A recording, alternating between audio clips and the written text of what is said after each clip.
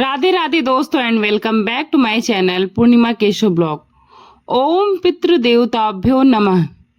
पौष मास अमावस्या का हिंदू धर्म में विशेष महत्व है। साल की आखिरी अमावस्या होने के कारण साथ साथ अमावस्या तिथि पितरों के तर्पण के लिए भी बहुत महत्वपूर्ण मानी जाती है। इस बार साल 2025 में 19 दिसंबर शुक्रवार को अमावस्या पड़ रही है। अमावस्या का व्रत स्नान दान 19 दिसंबर दिन शुक्रवार को ही किया जाएगा। अमावस्या तिथि इस बार 19 दिसंबर शुक्रवार को सुबह 5 बजे से ही प्रारंभ हो जाएगी, यानी कि ब्रह्म मुहूर्त तिथि लग रही है। अमावस्या तिथि शुक्रवार को पूरा दिन रहेगी और 20 दिसंबर शनिवार को 7:12 पर यह तिथि समाप्त होगी। ऐसे में अमावस्या 2 दिन पड़ने के कारण शुक्र और शनिश्चरी अमावस्या का भी संयोग बन रहा है। लेकिन ध्यान रखिएगा 20 दिसंबर शनिवार को केवल सूर्योदय तक ही अमावस्या तिथि विद्यमान है, इसलिए अमावस्या संबंधित जितने भी कार्य हैं वह शुक्रवार को ही किए जाएंगे। 19 दिसंबर शुक्रवार को ब्रह्म मुहूर्त सुबह 5:30 से 6:17 तक रहेगा। सूर्योदय होगा सुबह 7:06 पर, सूर्यास्त शाम 5:40 पर। प्रातःकाल पूजा मुहूर्त सुबह 5:47 से 7:09 तक रहेगा। शाम की पूजा जिसमें आप दीपदान इत्यादि कर सकते हैं शाम 5:25 से 6:50 तक रहेगा।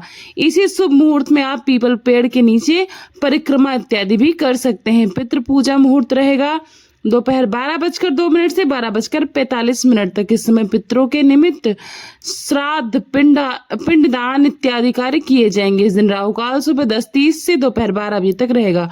पौष अमावस्या पर पितरों के नाम से किया गया दान तर्पण अगले 7 जन्मों तक शुभ फल प्रदान करता है, इसलिए जरूरतमंद लोगों को भोजन कराना चाहिए या भोजन की सामग्री दान में देनी चाहिए।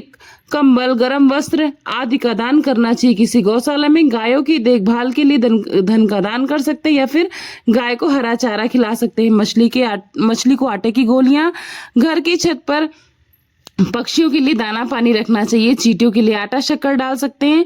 काले कुत्ते को तेल लगी रोटी या कौओं के लिए भोजन रखना भी बहुत ही शुभ माना जाता है। शुक्रवार का दिन होने के कारण यह दिन माँ लक्ष्मी को भी अति प्रिय, इसलिए लक्ष्मी जी के निमित्त केसर की खीर का भोग लगाएं माँ लक्ष्मी को और प्रसाद स्वरूप बांटकर स्वयं भी ग्रहण करें और परिवारजनों को भी कराएं। अमावस्या तिथि पर आप पितरों के निमित्त दीपदान कर सकते हैं। अपने घर के मुख्य द्वार पर पितरों के नाम से दक्षिण दिशा की तरफ मुंह करके एक दीपक अवश्य जलाएं। पीपल के पेड़ के नीचे या बहते जल में दीपदान करना बहुत ही शुभ माना जाता है।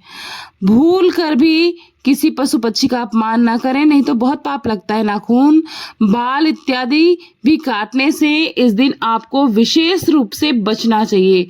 कुछ लोग शुक्रवार होने के कारण बाल इत्यादि भी काट लेते हैं, लेकिन ऐसा बिल्कुल भी नहीं करना है। ध्यान रखना है कि आपको इस दिन दान जरूर करना है। अगर हो सके तो किसी जानवर जो बीमार है जैसे गाय कुत्ता या फिर आसपास कोई गौशाला है या फिर जानवर जहां पर हैं बीमार हैं, आप उनकी जाकर सहायता करें, उन्हें दवाएं ले जाकर दें ताकि उनके स्वास्थ्य में उन्नति हो सके। इससे आपको विशेष लाभ मिलेगा। किसी भी प्रकार की ग्रह दशा यदि बिगड़ी हुई हो तो स्वतः ही ठीक हो जाएगी। यह अमावस्या बहुत ही शुभ है। कहते हैं कि जानवर जो होते हैं वो पितृ उन्हीं के रूप में आते हैं और हमारे समक्ष हमारी आस्था देखकर जाते हैं। तो कोशिश करिएगा कि पिंडदान वगैरह साथ साथ आप जानवरों की या गरीबों को जरूर दान दें। किसी अनाथ बच्चे के लिए कुछ शिक्षा के लिए, स्वास्थ्य के लिए या फिर वस्त्र के लिए जरूर ध्यान दें। तो बस ये थी आज छोटी सी जानकारी। आगे के वीडियो में आप सभी को अमावस्या की कथा मिल जाएगी। तो चलिए मिलती हूँ नई वीडियो के साथ, नए अध्याय के साथ, नई वीडियो में। तब तक के लिए अपना खूब सारा ख्याल रखिएगा। Thanks for watching Purnima Keshav blog. नमस्ते, प्रणाम, बाय बाय, राधे राधे।